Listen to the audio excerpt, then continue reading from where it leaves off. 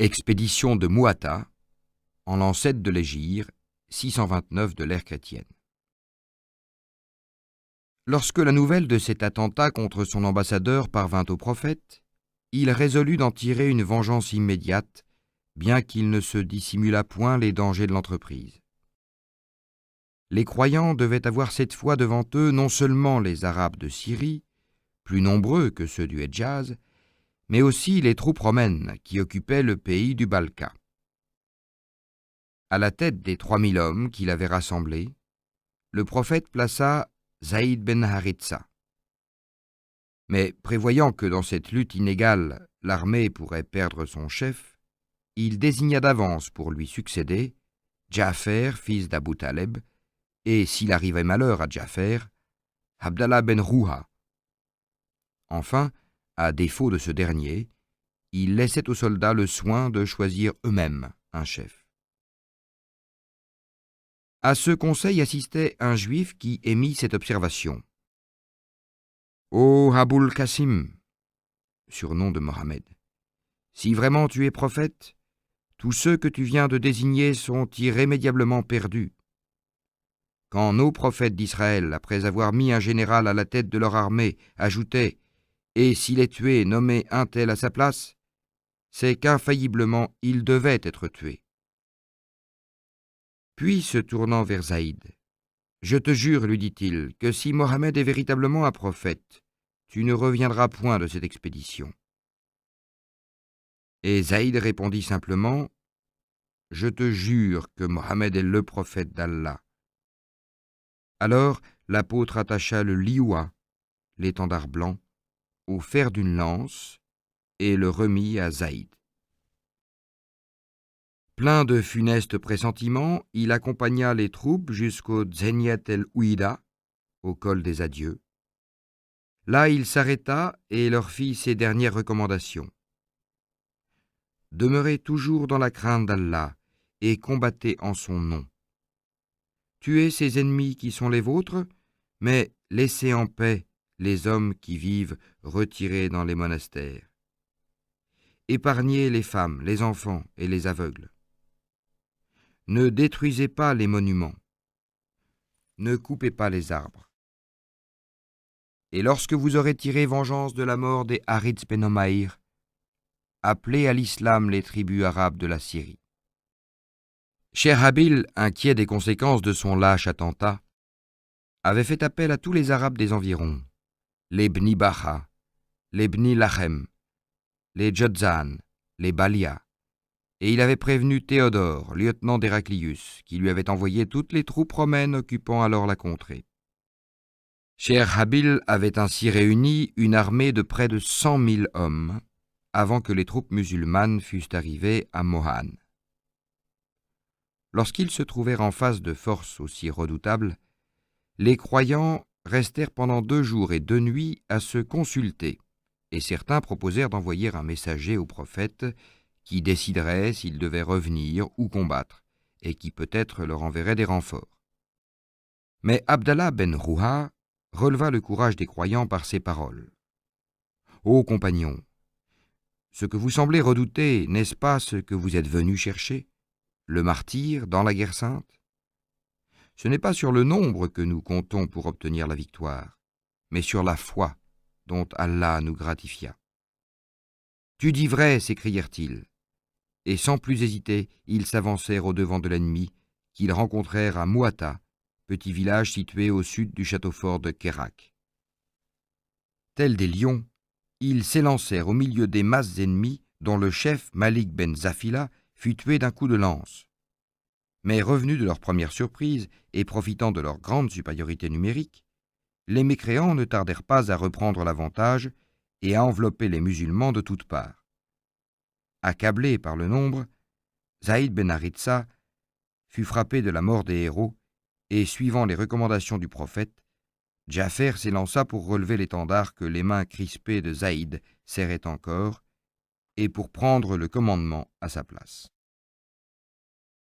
Ja'fer était monté sur un magnifique alezan, mais voyant la gravité de la situation, il mit pied à terre et trancha les jarrets de sa monture, afin que, s'il succombait, elle ne put être prise par l'ennemi et utilisée contre l'islam. Par son exemple, il entraîna les croyants dans une charge enthousiaste, brandissant l'étendard islamique qui déploya fièrement ses ailes au-dessus de leur tête. Mais bientôt, tel un aigle blessé dans son vol, l'étendard s'abattit. La main qui le portait venait d'être fauchée d'un coup de cimeterre. Ja'fer ramassa le drapeau et le prit de la main gauche lorsqu'un nouveau coup de cimeterre faucha son poignet gauche. Alors Ja'fer se baissa, il saisit le drapeau entre les moignons sanglants de ses bras, le redressa en tenant la hampe pressée contre sa poitrine, et, sublime d'héroïsme, continua à charger l'ennemi jusqu'au moment où il tomba lui-même, criblé de 90 blessures. Abdallah ben Rouha lui succéda et ne tarda pas à partager son sort. Les musulmans, assaillis de toutes parts, ayant vu succomber leur chef, pliaient et commençaient à s'enfuir en désordre. Arqam ben Hamer les arrêta en leur criant « Ô compagnons, il vaut mieux être frappé dans la poitrine que dans le dos !» Et relevant l'étendard, il le remit à Khaled ben Walid, qui d'abord le refusa en disant « Tu as plus de droit à cet honneur que moi, car tu étais à Badr. » Mais Arqam, ayant insisté, Khaled le prit. Par sa fougueuse énergie, il ramena la confiance dans le cœur des croyants. Honteux de leur défaillance momentanée, et vaillant soldat autant que stratège habile, il parvint avec l'aide d'Allah à dégager les troupes musulmanes et à rétablir le combat de telle façon que les mécréants ne purent s'attribuer la victoire. Le lendemain, à la pointe du jour, afin de ne pas laisser à l'ennemi le temps de se remettre de son insuccès, il l'attaqua le premier. Et pour le tromper sur la faiblesse numérique de ses propres troupes, il recourt au stratagème suivant. Par de rapides évolutions des diverses fractions de son armée, il faisait passer l'arrière-garde à l'avant-garde, et réciproquement, de telle sorte que les ennemis, voyant incessamment arriver devant eux de nouveaux adversaires, s'imaginèrent que pendant la nuit, les musulmans avaient reçu d'importants renforts. L'assurance des mécréants, principalement basée sur leur nombre, les abandonna, et pris d'une terreur indescriptible, ils se débandèrent, poursuivis par les croyants qui en firent un affreux carnage. Dans cette mémorable journée, Khaled eut 9 sabres brisés entre ses mains. Par une inspiration divine, le prophète avait appris les épreuves de son armée. Après la prière en commun, il monta en chair, les yeux baignés de larmes, et par 3 fois, il s'écria « La porte du bien ! Apprenez que Zaïd est tombé en martyr. Implorez la miséricorde d'Allah pour lui. Puis Ja'fer et Abdallah sont tombés en martyr. Implorez la miséricorde d'Allah pour eux. Alors l'étendard a été relevé par Khaled ben Walid, qui est un glaive d'entre les glaives d'Allah, et le Tout-Puissant lui a accordé la victoire. » Mohammed se rendit ensuite chez Asma ben Tomis, femme de Ja'fer, et se pencha sur ses enfants en les respirant, tandis que de ses paupières s'échappaient des pleurs qui roulaient en perles sur sa barbe. « Ô prophète, lui demanda Asma, quelle est la cause de tes larmes? Aurais-tu reçu des nouvelles de Ja'fer et de ses compagnons? » Oui, ils viennent de mourir. La malheureuse s'effondra en poussant des gémissements de désespoir et en se déchirant les joues avec ses ongles. Attirées par ces cris, les autres femmes l'imitèrent, et la maison tout entière retentit de lugubres lamentations. Le prophète ordonna à un de ses compagnons d'imposer le silence à ces femmes en disant « Il ne convient pas de pleurer ainsi sur Ja'fer, car il a obtenu la plus belle des récompenses, et je prie Allah de le remplacer sur la terre, dans sa postérité, par les plus accomplis des enfants. » Tout à coup, il leva les yeux vers le ciel et murmura « Et sur vous, le salut et la miséricorde d'Allah. » « À qui t'adresses-tu, ô prophète ?» lui demandèrent ses compagnons. « Je viens de voir passer Ja'fer au milieu d'un cortège d'anges. Il s'élevait dans le paradis avec des ailes constellées de rubis à la place de ses mains coupées. Il m'a salué, et je lui ai répondu. Et Soheil, qui nous rapporte cette tradition, a bien soin d'ajouter « Ce ne sont là que des images. Les ailes symbolisent la force surnaturelle de l'âme de Ja'fer, et les rubis, les gouttes précieuses de son sang. » Au milieu du deuil général de Médine, le prophète fit préparer le repas des funérailles, appelé El-Oudimma, et destiné aux familles des martyrs. Car pour ceux dont l'âme est dans la tristesse, il est pénible de songer à la préparation de la nourriture du corps. Lorsque fut proche le retour de l'armée, toute la population de la ville, grands et petits, se porta à sa rencontre. Le prophète ordonna aux cavaliers de prendre les enfants avec eux sur leurs montures, et de son côté, il enleva le fils de Ja'fer entre ses bras pour l'installer devant lui sur sa selle. Les soldats, à leur arrivée, confirmèrent la mort de leur chef, et les gens de Médine, estimant que ceux-ci n'avaient pas été suffisamment vengés, lançaient de la poussière au visage des soldats en les insultant. « Ô lâches, vous vous êtes enfuis lorsque vous étiez dans la voie d'Allah. » Mais le prophète imposa silence à la foule par cette déclaration. « Bien au contraire, ces guerriers méritent tous vos éloges, car ils sont revenus courageusement à la charge. » La prise de la Mecque. Au 20e jour du Ramadan de l'an 8 de l'Hégire, 11 janvier 630 de l'ère chrétienne. Les Mécois, idolâtres, ne devaient pas tarder à violer la trêve de 10 années conclue à El-Odaïbia. Une nuit, ils surprirent et massacrèrent une vingtaine de musulmans appartenant à la tribu des Rosa, campés au puits d'El-Watsir.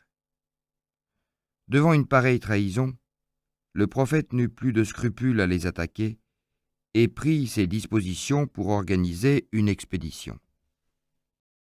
Les Mécois, se doutant bien que leurs crimes ne resteraient pas impunis, députèrent Abu Sofyan à Médine afin d'offrir des satisfactions et de demander la continuation de la trêve. À son arrivée, Abu Sofyan descendit chez sa fille Habiba, qui, nous le savons, était une des épouses de Mohammed.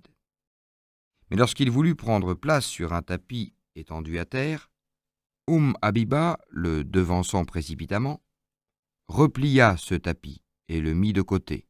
« Ô ma fille, lui dit Abu Sofyan d'un ton offensé, trouves-tu ton père indigne de ce tapis ou bien ce tapis indigne de ton père ?»« Ce tapis est celui du prophète, répondit-elle. Or toi, adorateur d'idoles, tu es en état d'impureté, et tu le souillerais de ton impiété. Assurément, ô ma fille, il est survenu un malheur qui t'a troublé l'esprit depuis que tu nous as quittés. » Ayant compris par cet accueil qu'il n'avait rien à espérer de ce côté, il se rendit auprès du prophète, mais il ne put en obtenir aucune réponse. Il fit alors une tentative désespérée auprès d'Abou Bakr, puis auprès d'Omar et d'Ali, les suppliant d'intercéder en faveur de ses compatriotes, mais sans plus de succès.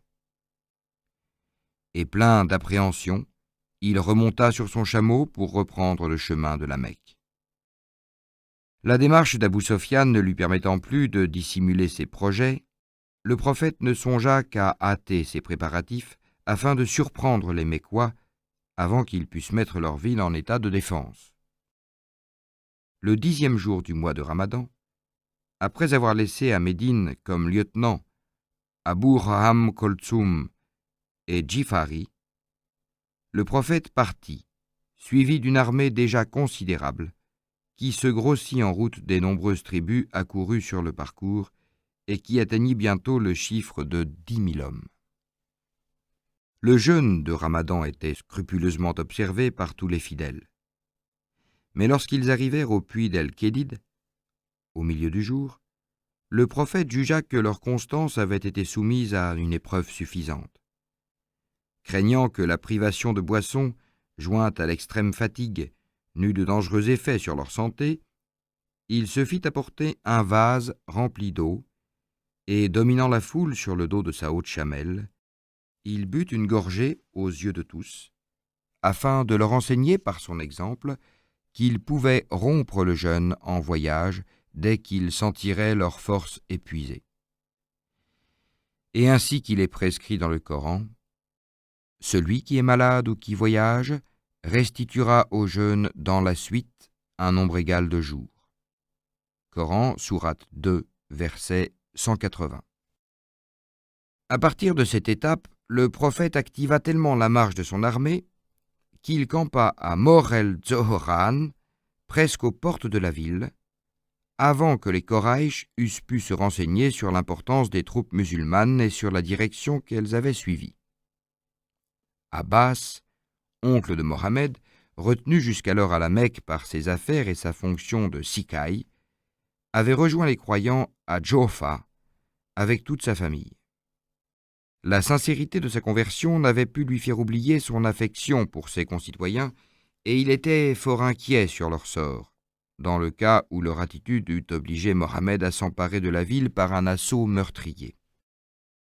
Abbas a dit : « Lorsque le campement fut installé, je montai sur la mule blanche du prophète, et je me rendis à El-Rak, sur la route de l'Arafa, dans l'espoir d'y rencontrer soit un porteur de bois, soit un briquetier, soit un pèlerin, pour le charger de prévenir les Quraïsh en les exhortant à venir implorer la clémence d'Allah. J'avançai avec précaution dans les ténèbres, lorsque près de moi, dissimulés à mes yeux par des blocs de rochers, passèrent deux personnages qui s'entretenaient à voix basse. Étonné de voir les milliers d'étoiles d'or que les feux des fidèles faisaient scintiller sur les collines au-dessous des étoiles argentées du firmament, l'un d'eux disait : « Jamais je ne vis autant de lumière que cette nuit sur ces montagnes. Ce sont probablement les feux des Khozas, décidés à faire la guerre pour venger leurs morts. Les Khozas ne sont pas si nombreux. Non, certainement, ce ne peuvent être leurs feux, répliqua la première voix que je reconnus pour celle d'Abou Sofyan. « Ô père d'Andallah, lui criai-je.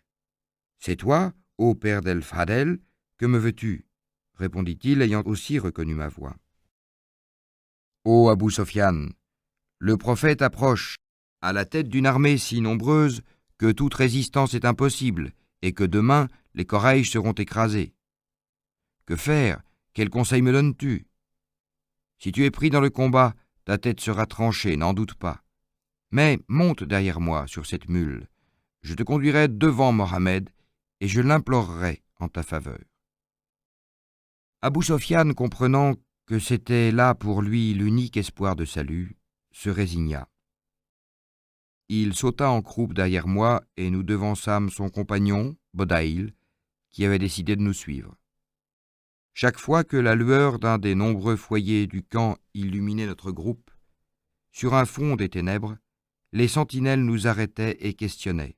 « Qui est celui-là » Mais apprenant que j'étais Abbas, oncle du prophète, et reconnaissant la mule, ils nous laissèrent passer.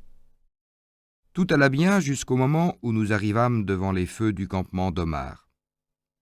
Ce dernier, s'avançant vers nous, demanda également « Qui est celui-là » Mais à cet instant, la lueur du brasier ayant frappé le visage de mon compagnon, qui se tenait serré contre moi, il le reconnut, et dans une explosion de joie, il s'écria « Ah, c'est toi, Abou Sofyan, ô ennemi d'Allah, louange au Tout-Puissant qui te livre entre nos mains sans traité ni sauf-conduit. » Et il courut vers la tente du prophète. Je mis la mule au galop et je le devançai. Je sautai à bas de ma monture et je pénétrai dans la tente de Mohammed. Mais presque au même instant, y arrivait Omar qui lui cria « Ô prophète, c'est Abou Sofyan, l'ennemi d'Allah, que le Tout-Puissant a fait tomber entre nos mains, sans traité ni sauf-conduit. Charge-moi de lui trancher la tête. » J'intervins. « Ô prophète, je l'ai pris sous ma protection. Personne ne l'approchera cette nuit, si ce n'est moi. » Et Omar, manifestant une haine encore plus exaltée, je lui dis « Doucement, ô Omar, si Abou Sofyan était un des Bni Adi ben Ka'ab, tes parents, tu n'agirais pas ainsi. Mais il est un des Bni Abd Menaf, parents du prophète, ne l'oublie pas. » Omar répliqua « Doucement, ô Abbas, ta conversion, sache-le, me causa plus de plaisir que ne m'en eût causé celle de mon père, El-Ketab, mort dans l'idolâtrie. et cela pour l'unique raison que le prophète tenait plus à ta conversion qu'à celle de mon père. » L'envoyé de Dieu mit fin à notre discussion par ces mots: « Emmène Abou Sofiane au Abbas, et demain, à la première heure, tu reviendras avec lui. » J'obéis.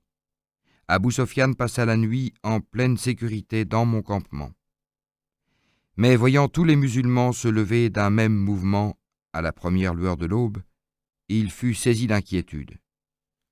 « Ô père d'El-Fadel, me dit-il, que veulent-ils? En ont-ils à ma vie ?» « Rassure-toi, lui répondis-je, ils ne veulent que la prière. » Et au spectacle de ces 10 000 hommes, mystérieusement éclairés par les reflets roses de l'aurore, suivant religieusement chacun des gestes du prophète, s'inclinant lorsqu'il s'inclinait, et se prosternant lorsqu'il se prosternait, il ne put retenir cette exclamation: « Par Allah, je n'ai jamais vu de roi obéi comme cet homme, ni Khosroès, ni César, ni aucun des plus puissants monarques de l'univers. » « Viens, lui dis-je lorsque la prière fut achevée.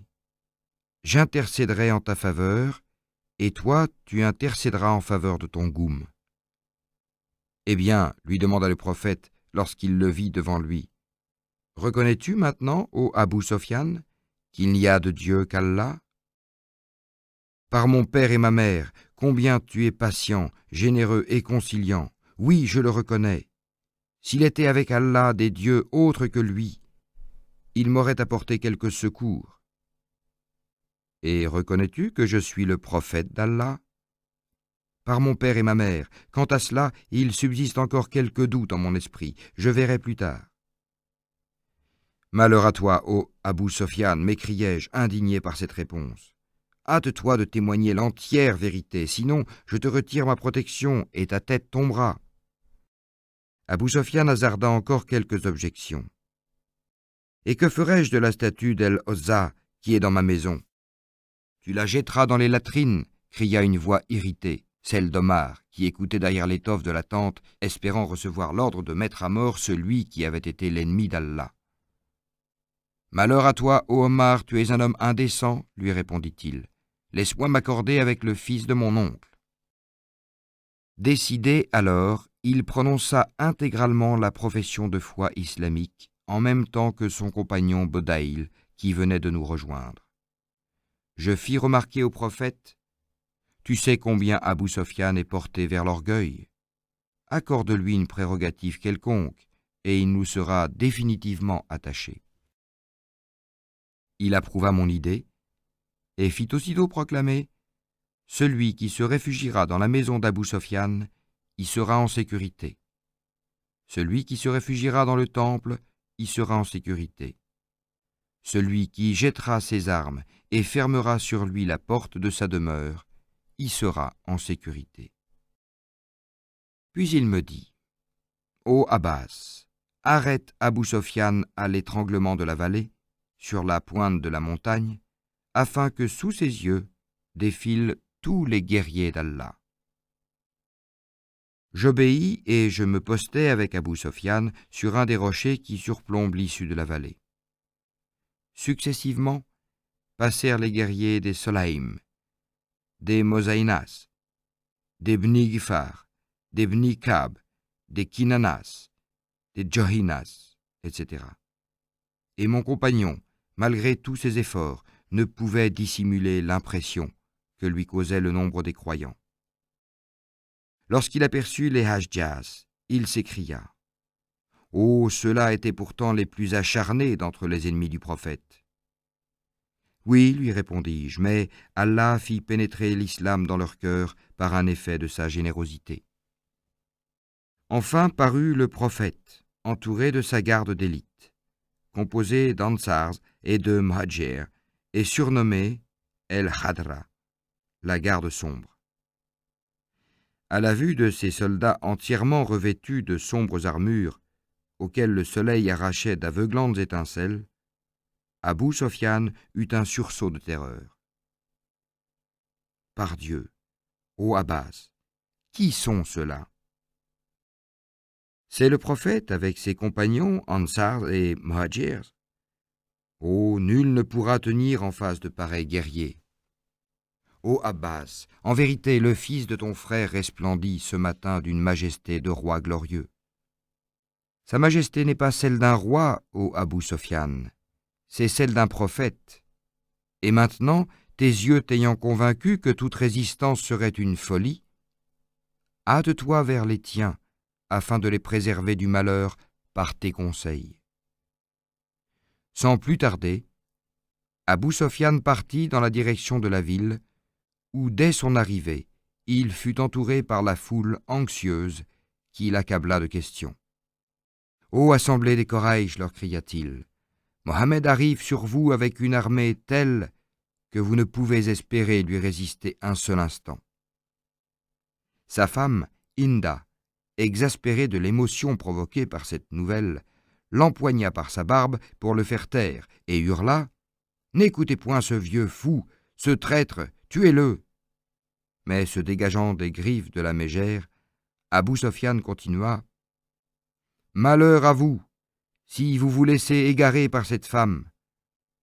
Je vous le répète, vous êtes perdus sans rémission si vous songez à la résistance. » Puis avec fierté il ajouta « Tous ceux qui se réfugieront dans la demeure d'Abou Sofiane seront en sécurité. »« Que Dieu te fasse périr, lui répliqua-t-on de toutes parts. Comment ta maison pourrait-elle nous offrir un asile à tous ?» Alors, il se décida à publier ce que, dans son orgueil, il avait intentionnellement omis. Seront également en sécurité ceux qui se réfugieront dans le temple et ceux qui, après avoir déposé leurs armes, se renfermeront dans leur demeure. Entrée du prophète à la Mecque. À Tzoutoua, le prophète arrêta sa monture et à la vue de la Mecque, dans laquelle il espérait entrer victorieux sans avoir à verser le sang de ses compatriotes, il rendit grâce au très généreux et s'inclina profondément jusqu'à ce que sa barbe touchât le devant de sa selle.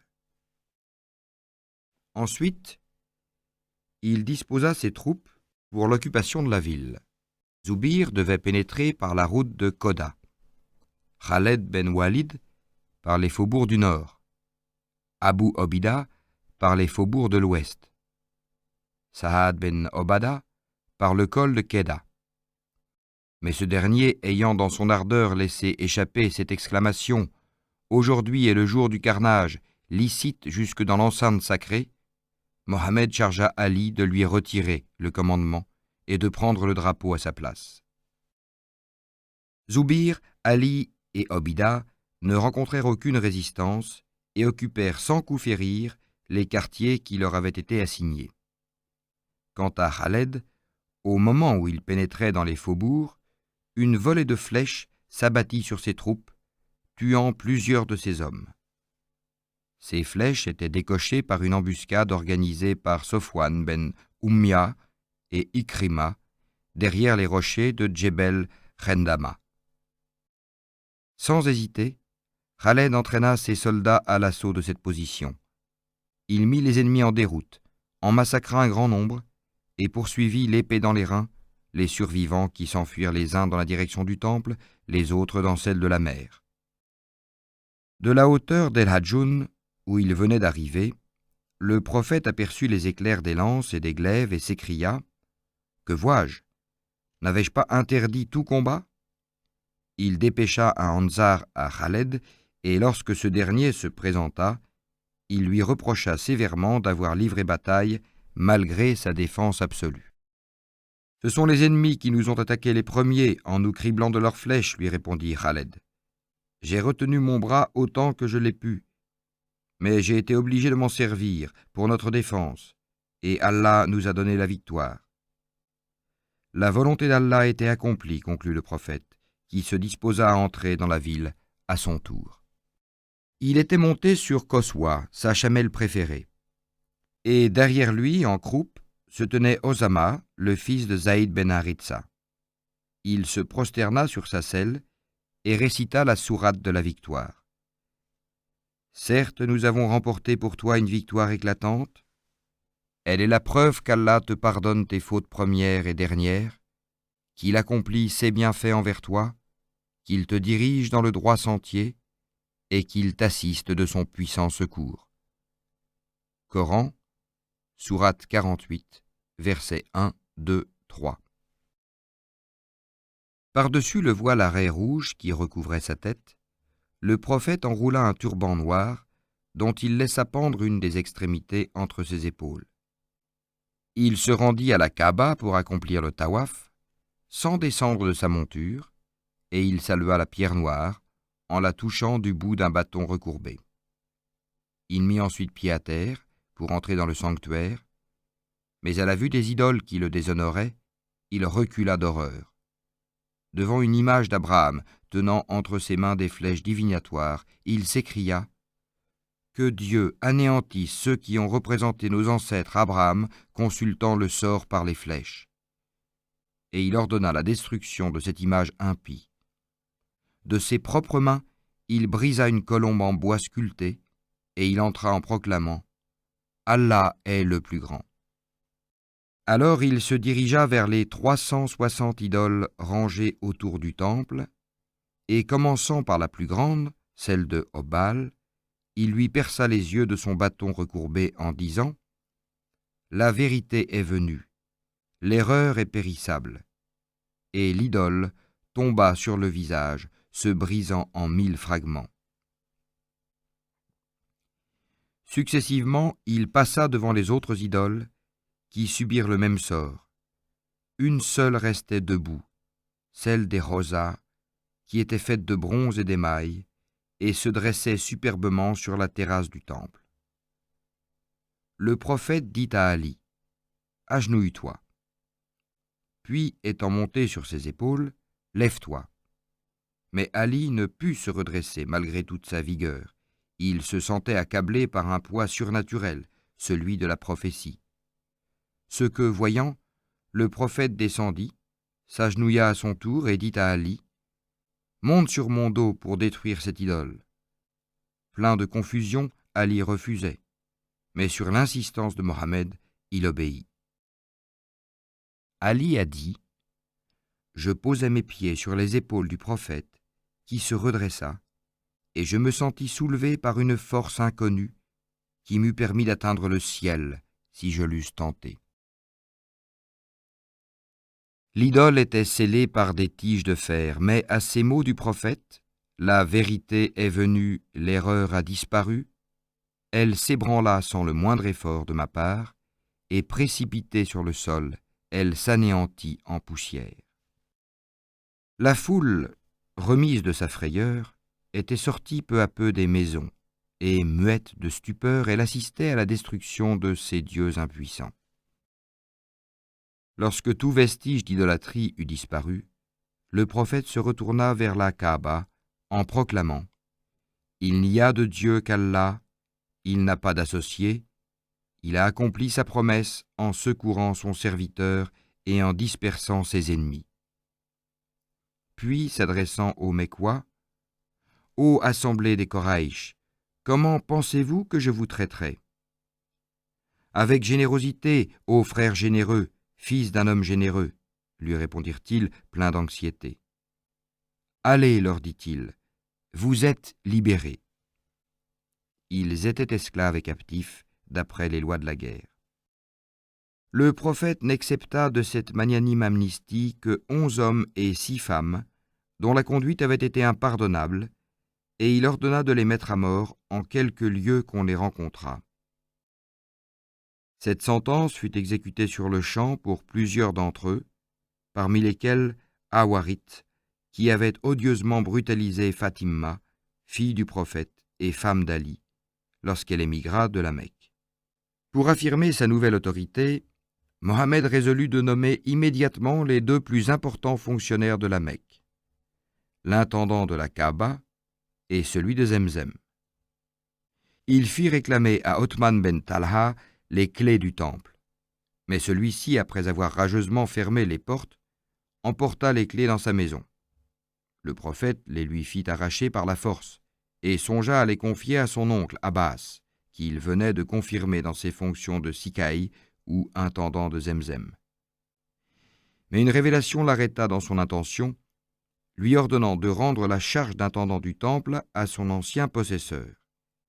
Il chargea donc Ali de rapporter les clés à Othman et de lui dire « Ô fils de Talha, reprends les clés avec la charge d'intendant de la Kaaba. » Et ce dernier, ému par cette générosité dont il était si peu digne, s'empressa de l'assurer de sa sincère reconnaissance et de son absolue fidélité.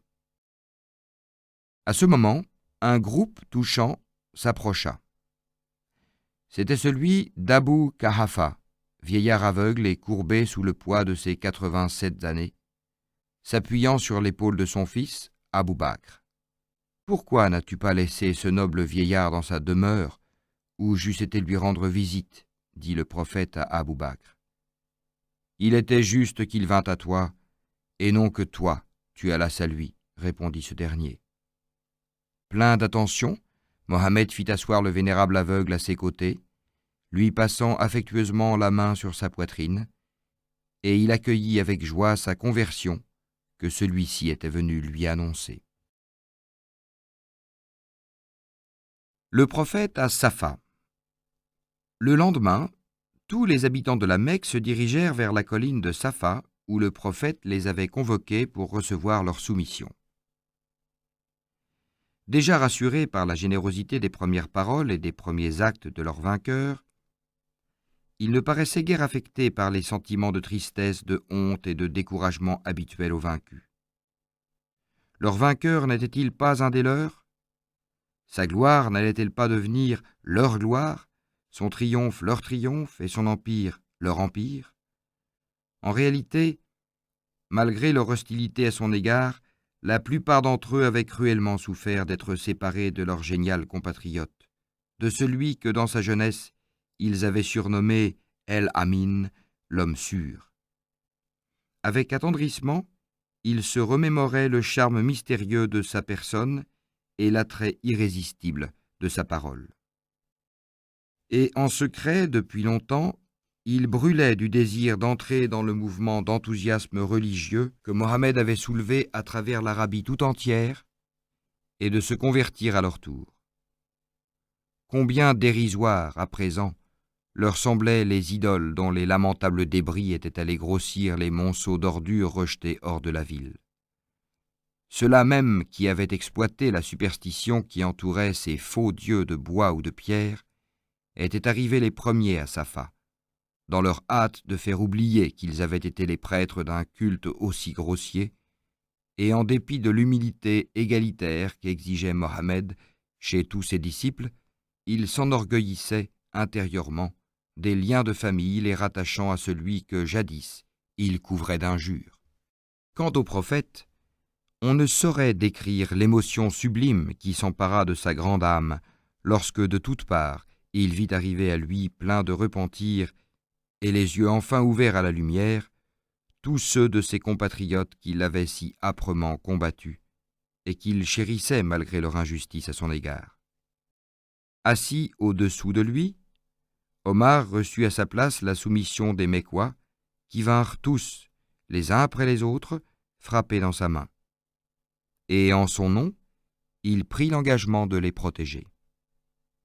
Et lorsque cette grandiose cérémonie eut pris fin, un spectacle du caractère le plus poignant se déroula sur les flancs de la colline. L'odieuse barrière constituée par les idoles qui, depuis près de 20 années, séparaient les Quraysh Muhajir des Quraysh demeurés à la Mecque, venant d'être renversés à jamais, tous ses frères ennemis se précipitèrent dans les bras les uns des autres, réconciliés et réunis dans la voie d'Allah. Un troisième groupe de frères vint les rejoindre, celui des Ansar, citoyens de Médine, la rivale de la Mecque. Et les deux villes, devenues deux sœurs, prirent le surnom glorieux de El-Haramain, c'est-à-dire les deux villes sacrées. Un seul incident attrista cette inoubliable manifestation qui réalisait si parfaitement le rêve poursuivi par le prophète avec une surhumaine persévérance. Les Khozas, ayant rencontré un des meurtriers de leurs frères, l'avaient égorgé. Mohammed fit comparaître les coupables, et après les avoir sévèrement blâmés, il ajouta « J'indemniserai moi-même les parents de la victime, mais cessez toute représaille. Trop de sang fut déjà répandu.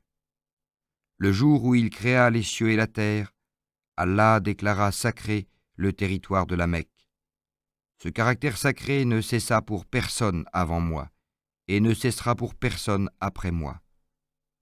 Non seulement la vie des humains y doit être sacrée, mais il est également interdit d'y chasser le gibier, d'y abattre les arbres et d'y faucher l'herbe. Il faudrait excepter l'itzkir de cette interdiction, au prophète, fit observer Abbas, car on ne saurait s'en passer comme combustible pour le travail des forges et la cuisson des aliments. Après un instant de silence, à l'exception de l'itzkir, qu'il sera licite d'arracher, conclut le prophète. À la suite de cette déclaration, les condamnés à mort qui n'avaient pas été exécutés dès le premier jour obtinrent leur pardon. Dans la foule des Mécoises, accourus pour protester de leur dévouement, l'attention de Mohammed fut attirée par une femme qui se dissimulait derrière ses compagnes, et en dépit de son déguisement, il reconnut la féroce Hinda, l'épouse d'Abou Sofyan. « Eh bien oui, s'écria-t-elle en rejetant ses voiles, « je suis Hinda, et j'implore ton pardon pour le passé. » Le prophète, malgré l'atroce mutilation qu'elle avait fait subir au corps de son oncle Hamza, lui pardonna, et Hinda, rentrée dans sa demeure, accabla d'injures l'idole particulière de sa famille. « Ô idole impuissante, combien nous étions insensés de compter sur ton secours !» Et elle la mit en pièces. Ikrima, fils d'Abu Jahel, qui avait dirigé l'embuscade contre Khaled, s'était enfui vers la mer. Hakim, sa femme, obtint la grâce du fugitif, et elle le rejoignit au moment où il allait s'embarquer. Elle le ramena, et le prophète, craignant que ses compagnons, au souvenir des outrages dont Abu Jahel, le père d'Ikrima, l'avait abreuvé, ne songeassent à en tirer vengeance sur Ikrima lui-même, déclara « Ikrima est venu à l'islam. Que personne ne l'insulte ou n'insulte la mémoire de son père. Insulter les morts, c'est blesser les vivants. » Et Ikrima, profondément ému de cette grandeur d'âme, devint un des plus ardents défenseurs de la religion. El-Uharshi, le meurtrier de Hamza, fut pareillement gracié après avoir professé l'islam. Hobbar, dont le coup porté avec le talon de sa lance avait causé la mort de Zayneb, la fille de Mohammed, s'était enfui dans la crainte d'un châtiment mérité. Puis, confiant dans la clémence infinie du prophète, il vint se livrer entre ses mains, après avoir sincèrement embrassé l'islam. « Va en paix, lui dit l'apôtre d'Allah. Ta conversion efface le passé, mais épargne-moi ta vue. » Sofwan, l'autre instigateur de l'embuscade contre Khaled, bénéficia lui aussi de la magnanimité du vainqueur, et comme il demandait 2 mois pour réfléchir avant de se convertir, « Je t'en accorde 4, lui répondit le prophète. Seul Ibn Abi Sora eut de la peine à fléchir le juste courroux que sa défection avait allumé dans le cœur de Mohammed. Ibn Abi Sora était très savant dans l'art de la calligraphie et dans celui de l'équitation. Étant secrétaire du prophète, il avait eu l'audace de changer les mots et de dénaturer, en les transcrivant, le sens des révélations, pour tourner en dérision les paroles d'Allah. Lorsque sa félonie fut découverte, il s'était sauvé à la Mecque et il était retourné au culte des idoles. À la prise de la ville, il s'était réfugié chez Othman ben Affan, dont il était le frère de lait. Après l'avoir caché pendant quelque temps, Othman se décida à le conduire au prophète dont il implora la clémence, mais en vain. À chaque supplication, celui-ci détournait la tête. Enfin, sur de nouvelles et plus pressantes instances, Mohammed consentit à pardonner, mais après le départ du coupable, il dit à ses compagnons : « Si je me taisais, c'était pour donner à l'un de vous le temps de le tuer. Nous n'attendions qu'un signe de tes yeux pour le mettre à mort. Un signe des yeux est un geste perfide, leur répondit-il, et il ne convient pas à un envoyé d'Allah. D'après ces exemples, on peut juger du souci que témoigna le prophète de ramener à lui ses compatriotes par la douceur, sans toutefois se départir d'une fermeté inexorable pour tout ce qui concernait l'idolâtrie. Et sa clémence obtint des résultats que jamais n'eût obtenu une répression sanglante. Il avait conquis tous les cœurs. À l'exception des Hawazin et des Tsakif, toutes les tribus des environs étaient accourues, lui apporter leur soumission. Et à dater de ce jour, nul ne put, par l'émigration, acquérir le titre de Muhajir, puisque l'islam était aussi solidement implanté dans la Mecque qu'il l'était dans Médine. Ghazwa ou expédition de Hunayn. En 8 de l'Hégire, 28 janvier 630. Comptant sur la solidité des remparts de Taïf, leur ville, derrière lesquels ils trouveraient un refuge en cas de défaite, les Hawazin et les Tsakif avaient refusé de se soumettre au prophète. Ils se préparaient même à le combattre. Et sous les ordres de deux célèbres guerriers, Malik ben Haouf et Draïd ben Es-Sima, ils s'étaient rassemblés dans la vallée d'Aoutas. Mohammed, instruit de leur projet, avait envoyé Ibn Abil Hadrad en éclaireur, et lorsque celui-ci eut rapporté des renseignements précis, il résolut de se porter à leur rencontre. À ces 10 000 soldats s'étaient joints plus de 2 000 Mécois nouvellement convertis, impatients de témoigner de leur dévouement et de leur ferveur. L'effet produit par cette armée des croyants, défilant dans un site désert, était tellement imposant qu'une voix sortie, dit-on, du groupe des Bni Bakr, s'écria « Assurément, avec une armée aussi nombreuse, nous n'avons point de défaite à redouter. » Cette orgueilleuse exclamation déplut fortement au prophète, car la vanité énerve l'effort et fait oublier que la victoire est dispensée par Allah. Il blâma cette exclamation dans les termes les plus sévères. Au bord d'un ouadi, les troupes aperçurent un grand arbre vert, isolé, que les idolâtres entouraient d'une adoration superstitieuse. À son ombre, ils sacrifiaient des victimes, et à ses branches, ils suspendaient leurs armes, croyant qu'à son contact, elles deviendraient invincibles. Quelques soldats, dont l'esprit n'était pas encore suffisamment purifié des pratiques fétichistes, désirèrent posséder eux aussi un arbre, Zat Anawat, c'est-à-dire porteur d'armes, et ils en firent la demande à l'apôtre, qui en ressentit une violente indignation. « Votre demande, leur répondit-il, est aussi abominable que celle des Bni Israël, lorsque, sauvés miraculeusement de l'armée de Pharaon et des flots de la mer, ils demandèrent à Moïse une idole à forme humaine. Vous êtes un goum stupide, habitué à suivre sans réfléchir tous les errements de vos voisins. » Jaber ben Abdallah a dit « Un peu avant le lever de l'aurore, nous avions atteint l'ouadi de Hunayn, à l'entrée d'un défilé extrêmement étroit et profond.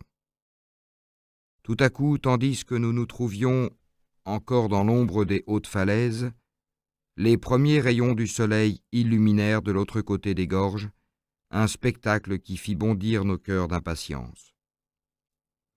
À peine gardées par quelques soldats, les tentes de nos ennemis se dressaient dans la plaine. Entre elles circulaient les femmes et les enfants, et autour d'elles, d'innombrables troupeaux de moutons et de chameaux se disposaient à partir au pâturage. Sans attendre les ordres du prophète, surexcités par l'espoir du butin, nous entrâmes à la hâte dans ce défilé, tellement resserré que nous y étions pressés épaule contre épaule. À peine l'armée tout entière s'y trouva-t-elle engagée, qu'un long bruissement se fit entendre dans les airs, et semblable à des vols immenses de sauterelles, des nuées de flèches obscurcirent le ciel et s'abattirent sur nous, décochés des 2 crêtes surplombant les falaises. Nous étions tombés dans une embuscade tendue par l'astucieux Doraïd. Sous les morsures de ces flèches, dont nous ne pouvions nous préserver, dont aucune ne tombait à terre, et qui s'enfonçaient en sifflant dans la chair des hommes ou de leurs montures, l'affolement s'empara de nous. Et l'attaque de nos ennemis qui nous attendaient dissimulés à la sortie du ravin, et qui nous chargèrent avec des hurlements sauvages, provoqua une panique indescriptible. Nous tournâmes les brides de nos chameaux, qui poussaient des grognements lugubres en secouant leurs longs coups hérissés de flèches. Dans la mêlée, ils s'accrochaient par les jambes les uns les autres et roulaient à terre avec leurs cavaliers, immédiatement écrasés sous les piétinements des fuyards. Tandis que les archers continuaient à nous accabler de leurs traits, nous trouvâmes l'entrée du défilé barrée par un autre parti d'ennemis qui nous avait laissé passer et qui nous guettait au retour. À leur tête se tenait un soldat des Hawazin, monté sur un énorme chameau rouge, armé d'une lance sur laquelle il avait fixé un drapeau noir. À chaque croyant qui passait devant lui, il abaissait sa lance pour le transpercer, et si par hasard il manquait son coup, avec son drapeau relevé, il faisait signe à ceux qui le suivaient de le rattraper et de le mettre à mort. La défaite semblait irrémédiable, et déjà d'anciens ennemis du prophète, dont le cœur était encore plein de rancune, commençaient à se réjouir de la situation critique des musulmans. « Leur fuite ne s'arrêtera que devant le rivage de la mer », s'écria Abu Sofyan, qui se mit à consulter ses flèches divinatoires emportées en cachette dans son carquois. « La sorcellerie de Mohammed est impuissante en ce jour », s'écria à son tour Kelda ben el-Hanbal, mais son frère Sofwan, bien qu'il ne fût pas encore musulman, lui imposa silence par ces mots. « Qu'un bâillon ferme ta bouche. N'est-il pas préférable pour nous, Koraïch, d'avoir pour vainqueur Mohammed le Koraïch que de tomber sous le joug d'un bédouin Hawazin ?» Seul, au milieu du désarroi général, le prophète gardait tout son sang-froid. Avec quelques compagnons, il s'établit sur une faible éminence à droite de la vallée. Il proclama : « Je suis le prophète d'Allah et non un imposteur. » Et poussant sa mule, il voulut se lancer dans la mêlée.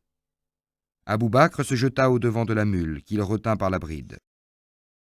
Alors, pour tâcher d'arrêter la débandade de ses troupes, Mohammed donna à Abbas l'ordre de crier : « Ô compagnons Ansar et Muhajir, ô vous qui avez prononcé le serment sous l'arbre à El-Odaïbia !» Abbas obéit, et lorsque du haut d'un rocher sa voix puissante eut porté aux fuyards l'appel du prophète, ceux-ci se sentirent saisis d'une immense confusion, et se reprenant, ils répondirent : « Nous voici à toi, nous voici à toi. » Mais comment arrêter un semblable torrent de gens et de bêtes en fuite, enserrés entre les 2 parois verticales du ravin? Les fidèles avaient beau frapper les chameaux, leur tordre l'encolure en tirant la bride dans le sens opposé, ceux-ci continuaient à fuir à grands bonds dans la même direction. Alors, suspendant le bouclier à leur cou, les guerriers d'Allah sautèrent à bas des montures qu'ils abandonnèrent dans leur voie, et dégainant leurs épées, ils retournèrent en arrière pour reprendre le combat.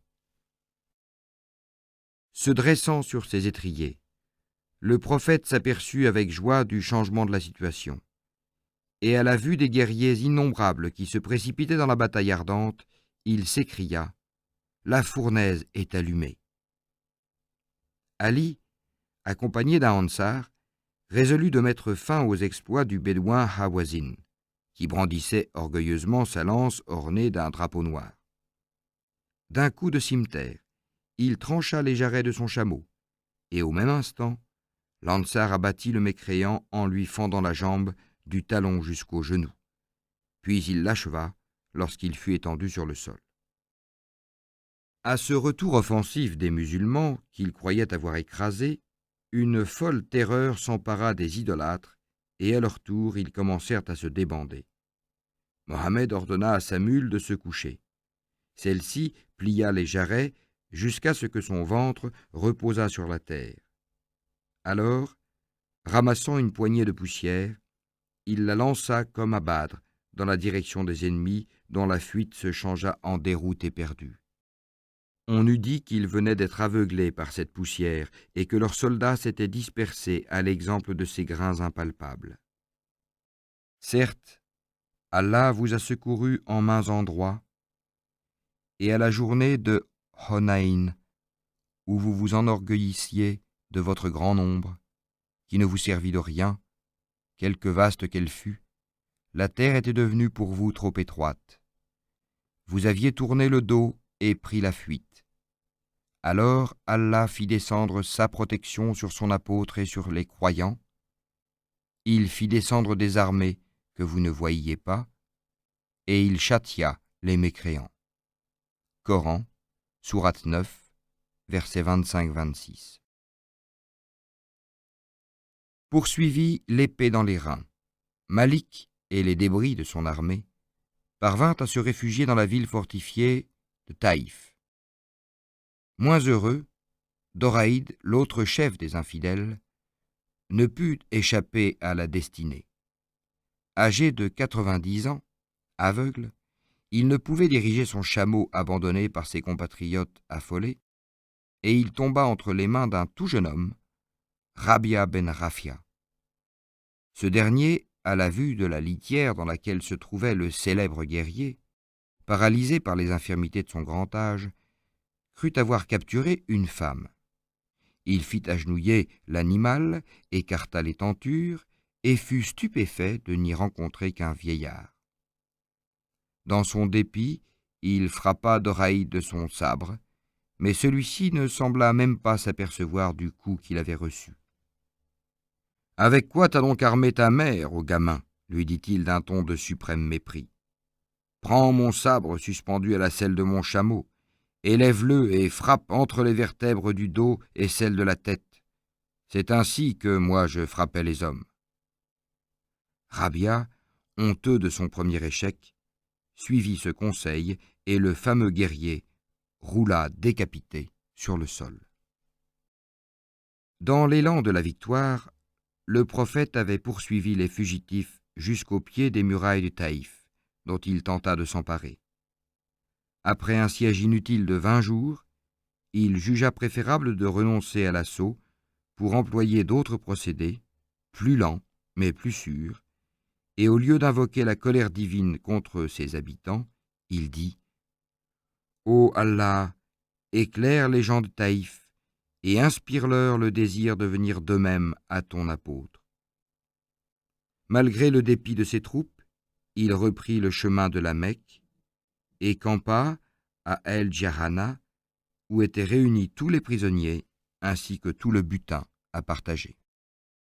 À l'arrivée du prophète, une captive, Shaïma, des Bni Sa'ad, fraction de la tribu des Hawazin, se débattait au milieu des brutalités de la soldatesque. En apercevant Mohammed, elle s'écria « Ô prophète d'Allah, je suis ta sœur de lait. Quelle preuve m'en donnes-tu? Cette morsure à mon épaule que tu me fis alors que je te portais tout enfant sur mon dos. » Le prophète reconnut la cicatrice.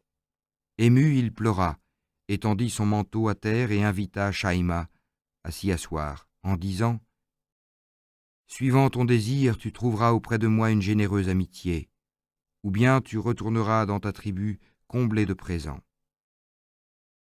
Rends-moi à mon goum du désert, ô prophète, c'est là mon seul désir. » Et Mohammed, après l'avoir comblé de cadeaux, lui rendit la liberté. Alors se présenta une députation des Hawazin, et Abu Sorrada, vieillard de la fraction des Bni Sa'ad, prit la parole en leur nom. « Ô prophète, parmi les captives se trouvent tes tantes, les sœurs des nourrices qui t'ont allaité. Quant aux captifs, ils furent tes compagnons d'enfance, ils sont presque de ta race. Et dans l'immense malheur qui nous accable, nous t'implorons au nom d'Allah. Si dans les mêmes conditions nous implorions Haretz ben Abi Shamar ou Noman ben Munzir, ils auraient sûrement pitié de nous. Or toi, tu es le meilleur des nourrissons. Que préférez-vous, vos familles ou vos biens? Leur demanda Mohammed, ayant peine à dissimuler son attendrissement. Ô prophète, rends-nous nos femmes et nos enfants. Ils nous sont autrement chers que nos biens.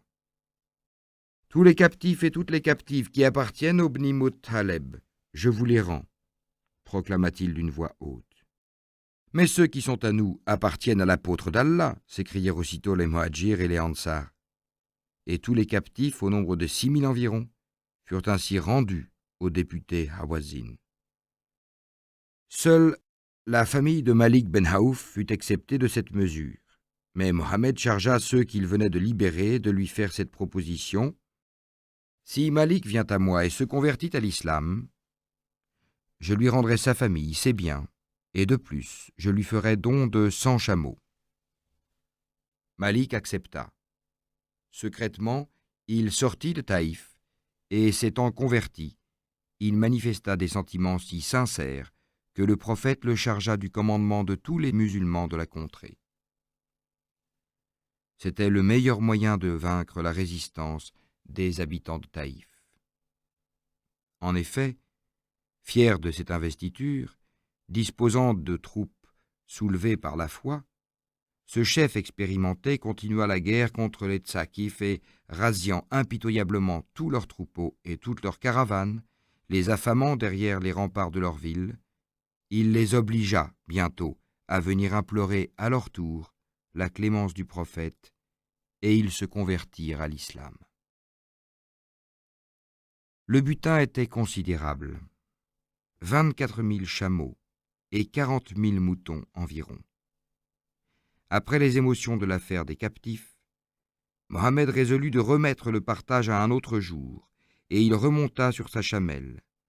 Mais ses soldats étaient tellement impatients du partage qu'ils le suivirent en l'importunant, et par mégarde, ils poussèrent sa monture contre un arbuste épineux, dont les branches arrachèrent le manteau de l'élu d'Allah. « Rendez-moi mon manteau, vous autres, leur dit-il. » Et cédant à leur instance, il retourna sur ses pas pour procéder au partage.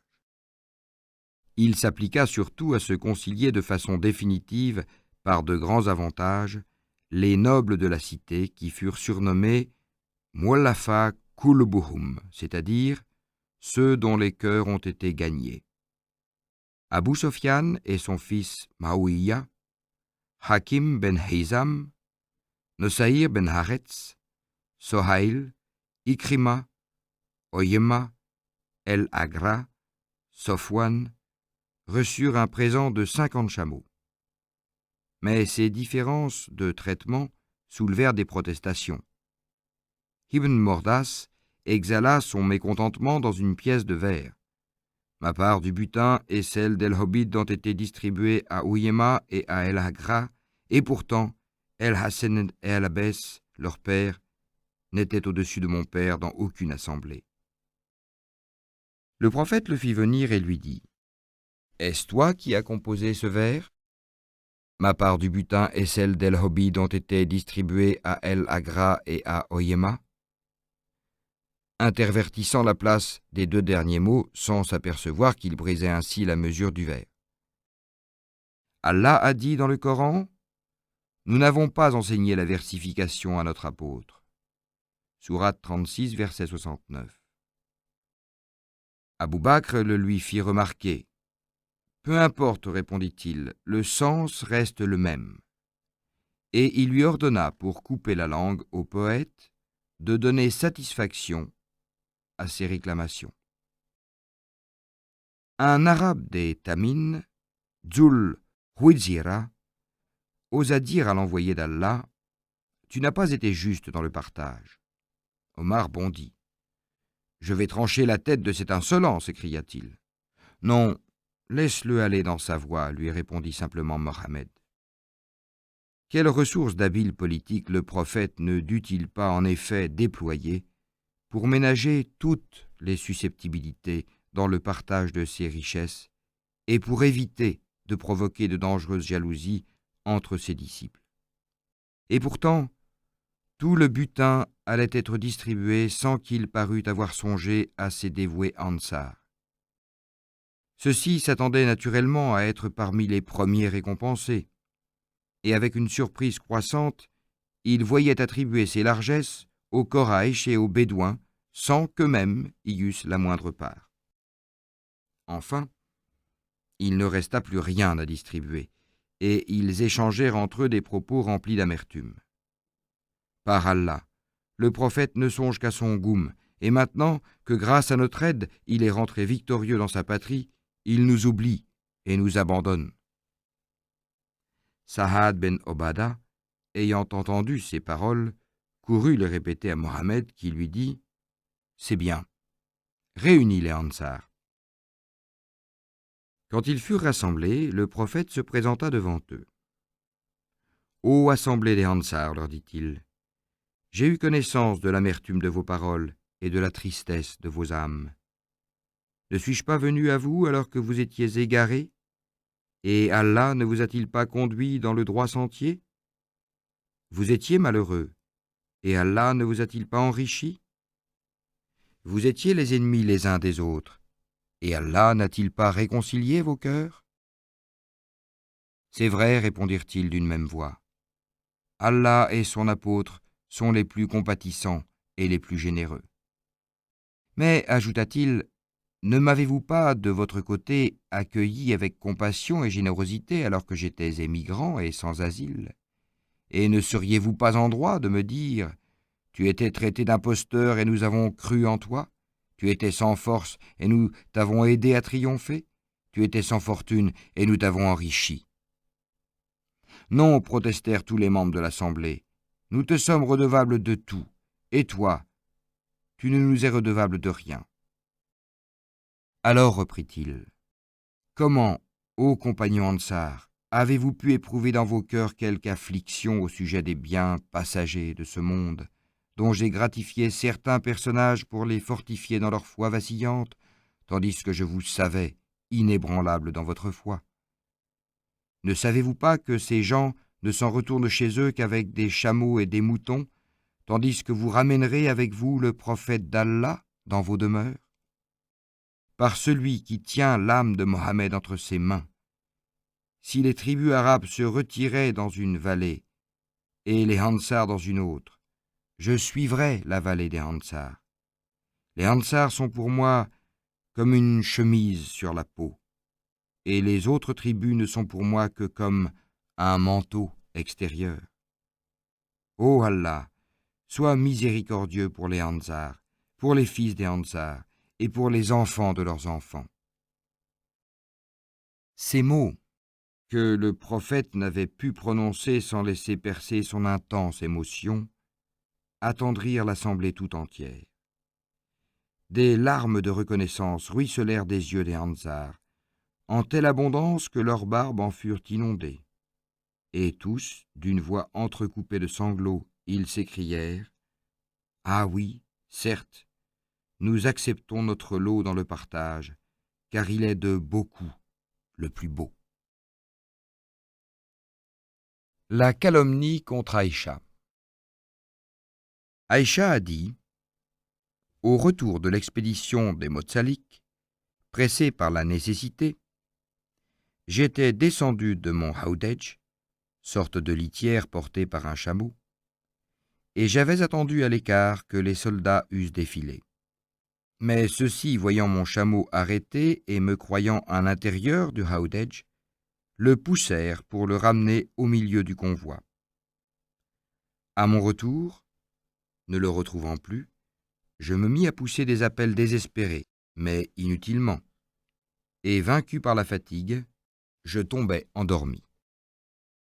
Un soldat de l'arrière-garde, Safwan ben el-Mohatel, m'aperçut, me reconnut et s'écria « Nous sommes à Allah et à lui nous devons retourner. » Cette exclamation m'ayant réveillé, il fit approcher son chameau sur lequel il m'aida à monter et qu'il conduisit par la bride jusqu'à ce que nous eûmes rejoint le prophète. Les mauvaises langues s'emparèrent de l'incident et attribuèrent de honteux motifs à cette rencontre. Malgré la protestation d'innocence de l'inculpé, Mohammed sentit le soupçon mordre son cœur, et il s'éloigna d'Aïcha, à la grande confusion d'Abou Bakr, son beau-père. Enfin, une révélation qui traitait les accusateurs de menteurs et condamnait la calomnie comme un grand crime devant Allah, Coran sourate 24, verset 14, vint dissiper ses doutes et mettre fin à cette pénible situation.